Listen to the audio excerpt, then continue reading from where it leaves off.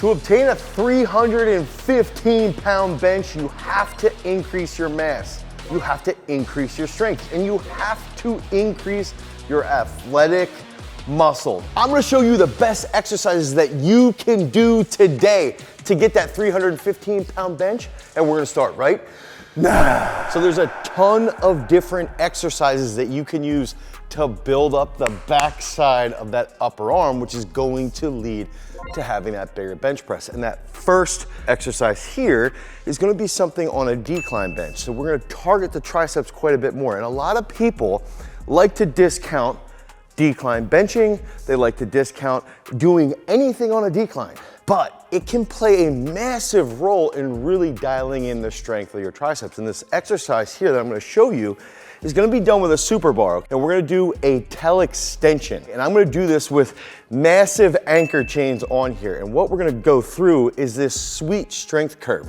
So we're gonna lengthen our triceps, we're gonna pull that overhead, and then we're gonna get into that pressing position to lock out, okay? And we're gonna do this for like a set of 17. I usually would recommend going like 3 sets of 7, then maybe 2 drop sets of 12 and 17 reps to really, really blow up the triceps. And the other big factor here is that with the chains, as you're locking that out, it gets a little bit more challenging. Now, we don't have a lead on our chains, so I can't wait for everybody to be upset and comment down below in the YouTube comment section and tell us we're not doing this right, but this is how it's gonna be done. Here, boom, boom.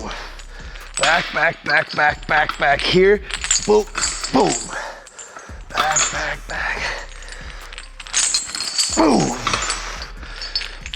You see that super bar grip? Makes it a little bit more neutral. Here, keeps those elbows nice and tight. Here, back. Ooh. Do one more. Ooh.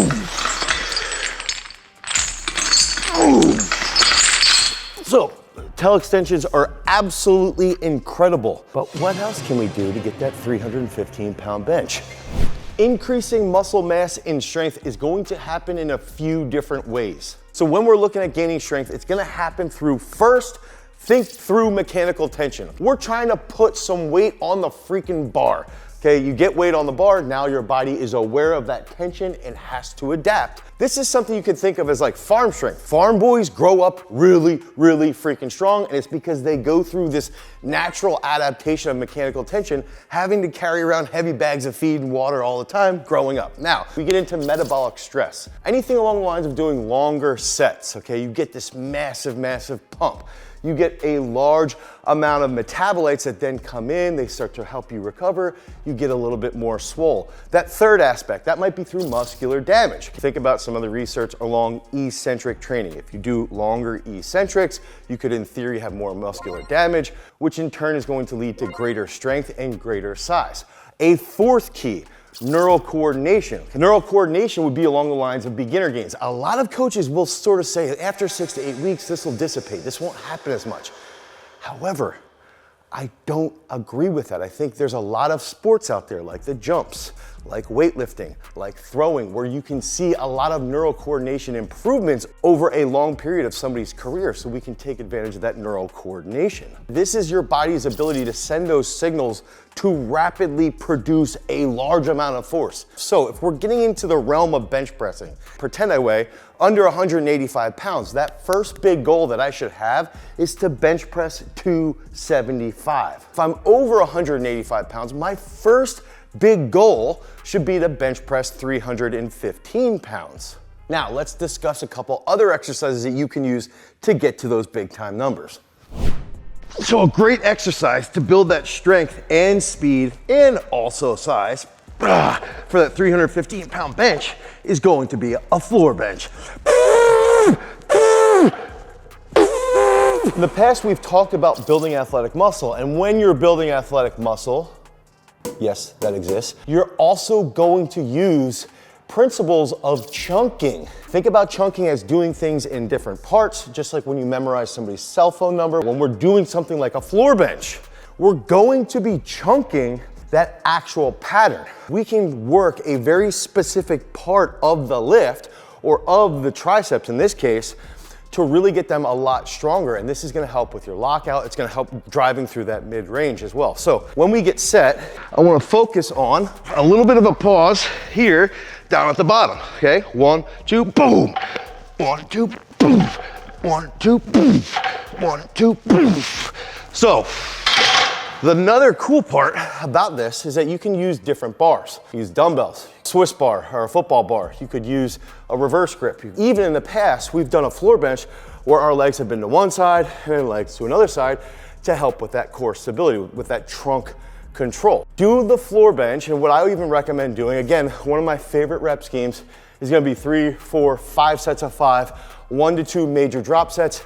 That's gonna help blow up that tricep strength and lead to that bigger bench press. Where the floor bench is a partial range of motion movement, now we're gonna go into some of the GS tempo contrast ideology with this next sweet exercise that you've probably never done. And so that exercise is going to be the incline dumbbell pause with a double bounce, no lockout bench. Man, that was a mouthful. So I'm gonna go here, and I'm not pausing, I'm gonna pause right now. Okay, pause, double bounce, come back up. And notice I'm not locking out. You guys love to comment about when I don't lock out. One of the big factors here is that if I pause and I get that double bounce, I didn't really pause there. Oh, yeah, let me do 2 more. What ends up happening, especially with younger athletes, is that you start to teach them better mechanics, okay? You start to teach them to be a little bit tighter in the bottom position. And then when they get that double bounce, that's gonna help with that neural coordination. That's going to lead to that greater strength improvements and greater positioning.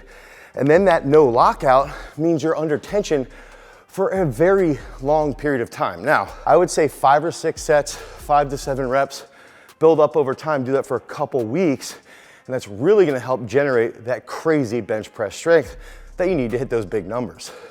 Boom. I will let the ample amount of GS athletes, including women, who have benched over 315 pounds speak for themselves. But when I'm thinking about all of these exercises, you know, especially those first 3, they're absolutely fantastic, but there's one exercise that I'm always going to double down on. And that movement is going to be a clap push-up. Now, if you think about trying to bench press 315 pounds, that's an arduous task, okay? That's extremely freaking hard, especially when you're thinking about this as a younger athlete and you think through those 2 plates, you think through those 3 plates, and you're like, holy shit, that's a lot of freaking weight. But one of the things that we do inside of our app Peak Strength is we use over 700 different movements to try to help you get to that big time bench press. And that key movement is going to be that clap push-up. And there's a couple different factors that we do. Once you guys head over to peakstrength.app, the Google Play Store or the Apple iOS Store, and you download Peak Strength, now you can get on that pathway to hitting that monster bench press. If you guys remember back to the beginning of this video, I mentioned neural coordination. I mentioned metabolic stress. I mentioned mechanical tension. All of those different factors can lead to big time growth in strength, in muscle mass, and that ability to express impulse, okay, that's force over time. We can use what we've done in the past using the 5S method. Think about what we did with sports performance with the floor bench. We talked about chunking methods. Now we're gonna use the 5S protocol. So if we're doing a clap push-up, what we're gonna start with is we can go nice and slow. We're here, slow, up, boom, up, boom, up, boom. Now, the next one that we can get into could be a stop. So we're gonna go here,